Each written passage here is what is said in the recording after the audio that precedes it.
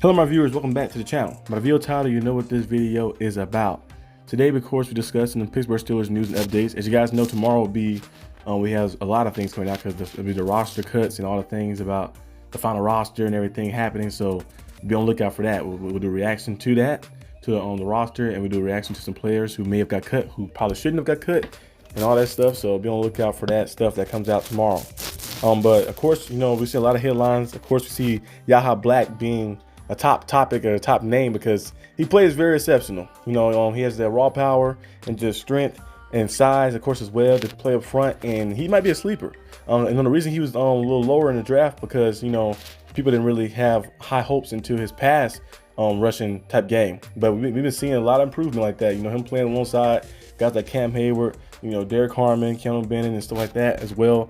And the way the Steelers develop in their front seven, they've developed front seven pretty well. So I think he's showing improvement in that in preseason. We see him being able to rush and get to, of course, the quarterback. We see him get a strip sack. We see him make plays, of course, as well, disrupt things up and just use that raw power and ability he has. We already knew he was good in the run game, but him excelling in the pass rushing game as well and developing and getting better and better is going to be good in the long run for the Steelers in the future like that, especially this season. You know, we all in here. We have a lot of guys, of course, rotating in and out to keep guys fresh and just to have different looks and different packages out there, because that's what happens when you have a good defense like the Steelers have. They have depth everywhere at different positions. You know, the DBs, the front seven, the linebacker group, the defensive linemen, all that stuff. Everything is like got depth everywhere. So it's gonna be nice to see how things shape out with him and the Steelers.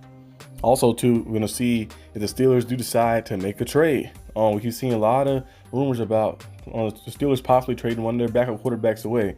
Scott Thompson, in my opinion, outplayed Mason Rudolph. Now he didn't play against the same ones that Mason Rudolph played against. Mason Rudolph played against the ones a few times, but in the past few games, Mason Rudolph played against a mixture of the twos like that and threes like that. And Scott Thompson kind of played the same a little bit, but it was more about decision making. Scott Thompson made better decisions than Mason Rudolph, because even as Mason Rudolph played against some of the twos and stuff, he still made bad decisions like that. You know, threw an interception a few times, some bad interceptions. We just thrown it in double coverage, and he don't really recognize the safety being disguised and sitting in the zone, and he just kind of throw the ball. And you can tell that he knew he made a mistake, because every time he did it, he had a reaction when the ball once it was released. He was like, oh, like he made a mistake. So Scott Thompson, in my opinion, made better decisions, of course, and also he just played more efficient and was more productive than Mason Rudolph as well. So we'll see who stays on the team, because they could trade away Mason Rudolph.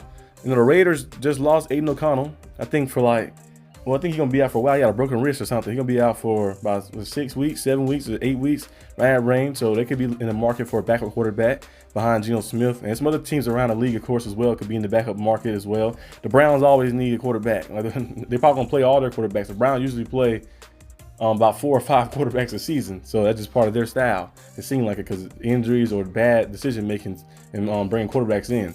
And then you just look at a lot of teams around the league. It could be somebody who can definitely use, you know, maybe a Mason or Scott Thompson. So the Steelers could trade one of them away, or if the Steelers decide to keep both and then put Will Howard on IR if they can just do that. Luckily, another person who thought was going to be on IR, Derek Harmon, you know, he thought the injury was more severe than what it was, but they say he might not have to be on IR and he might not miss any games. I know yesterday I discussed that as well. So hopefully Derek Harmon is back and is playing some football with us.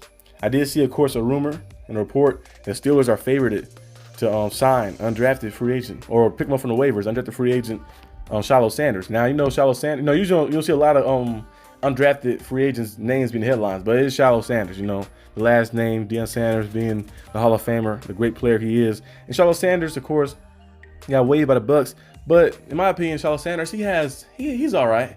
He's more of a, like, if this was 2010, he would be perfect in footballs as a DB. But in my opinion, he might need to switch to a linebacker, you know, a little bit, because he kind of reminds you a little bit of, what's that one guy name that used to play? He played for the Cardinals. I forgot his name. He was a safety that he switched back. I know another person too I can think of is Mark Barron. Remember Mark Barron?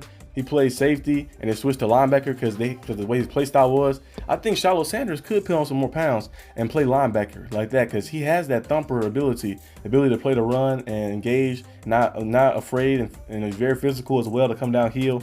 As in coverage, he's all right at times. It depends on some of the scenarios and the schemes, but I feel like he'd be better as just a blitzer, or you use him in the middle like a linebacker like that. He can get sideline to sideline, of course. We know he got some quickness to him, and just have him play that like a little bit. You know, I feel like he'll find a way on a team doing that like that. He'll fit well in the AFC North. So the Steelers did bring him in. I wouldn't mind it. You know, the Steelers do a good job of developing guys like that. They'll find a way to put a guy in the defense. And when you're playing with this defense with all the pieces around you, you're gonna go out there and shine because it makes your job easier when you have all pros at different levels helping you. So we'll see what happens with that. But yeah, tomorrow is gonna be the roster. Final roster happening. You know, the final cut's gonna happen. So we'll see who makes the roster. Let me know down below what you guys think and predicting about everything. And I'll see you guys next time on the channel. Peace out.